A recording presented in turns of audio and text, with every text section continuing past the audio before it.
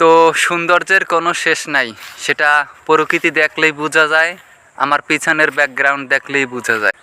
তো আমি ব্যাক ক্যামেরায় একটু দেখাচ্ছি আপনাদেরকে, দেখেন যে প্রকৃতি কতটা সুন্দর। আর এখন প্রায় সকাল 9:30 10টার মতো বেজে গেছে, প্রচুর পরিমাণে রোদ উঠে গেছে ভাই। আর আমার এই যে খালি জায়গাটা দেখতে পাচ্ছেন, এই খালি জায়গাটায় পানের বরজ ছিল, আর ওই পাশে যে বেড়া দেখতে পাচ্ছেন ওগুলোই সব পানের বরজ ছিল, কিন্তু জায়গা জমি নিয়ে ঝামেলা চলছে, যার কারণে পানের বরজ তারা কেটে দিচ্ছে।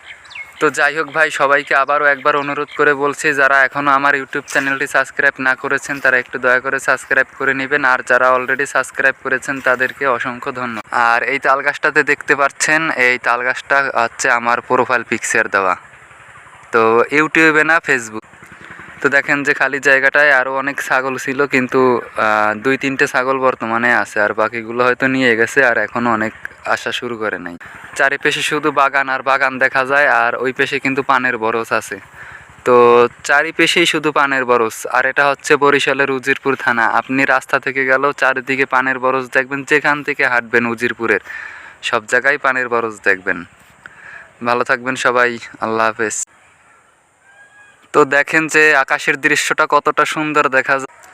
সো গাইস, আমি এমন একটা জায়গায় আছি, দেখেন যে আমার পিছনে সব জলা জায়গা, আর এই জায়গাগুলোতে অনেক পানের বরজ ছিল, কিন্তু জায়গা জমি নিয়ে ঝামেলা, যার কারণে পানের বরজ আর না। তো আপনাদেরকে একটু ব্যাক ক্যামেরায় দেখানোর চেষ্টা করছি। তো দেখেন যে এখন প্রায় সকাল 9টা থেকে 10টা বেজে গেছে, আর কি 9:30 বেজে গেছে। তো দেখেন আকাশের দৃশ্যটা কতটা সুন্দর দেখা যায়।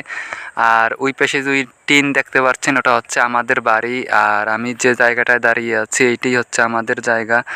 তো ওই পাশে ওটা হচ্ছে মানুষের জায়গা। আসলে এই জায়গা জমি নিয়ে ঝামেলা চলছিল, যার কারণে সব পানের বরজ কেটে দিছে। আর এই পাশে যে এই যে টাইঙ্গের বেড়াগুলো দেখতে পাচ্ছেন, এগুলো কিন্তু সব পানের বরজ। বরিশালের এই আশেপাশে যত জায়গা আছে সব পানের বরজ।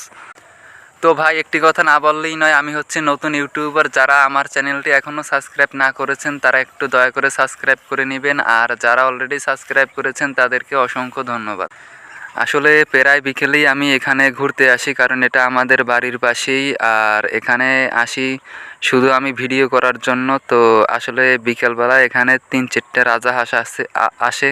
ওই যে বাড়িটা দেখতে পাচ্ছেন ওনাদের রাজাহাঁস। তো জানি না এখন হয়তো বেঁধে রাখছে না কি করছে, তার জন্য আসে নাই। তো দেখেন যে আকাশের দৃশ্যটা কতটা সুন্দর দেখা যায়। আসলে প্রকৃতি এতটা সুন্দর, যেটা আর কি অনুভব করা ভাই অসম্ভব। চোখে আপনি প্রকৃতির সৌন্দর্য দেখে কোনো দিন ফুরাতে পারবেন না, আল্লাহ তাআলার সৃষ্টি দেখে কোনো দিন ফুরানো যাবে না ভাই। তো এর থেকেও আরও কত সুন্দর সুন্দর জায়গা আছে, তাই না? কিন্তু প্রকৃতি তো প্রকৃতি, তার সাথে কোনো কিছুর তুলনা হয় না। তো ভাই, আবারও বলে দিচ্ছি, আমার চ্যানেলটা দয়া করে একটু সাবস্ক্রাইব করে নেবেন, আমি নতুন ইউটিউবার।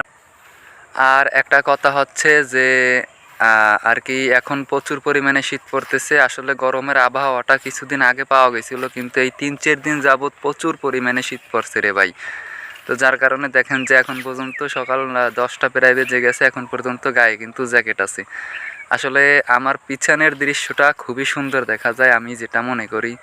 তো দেখেন যে কতটা সুন্দর দেখা যায়।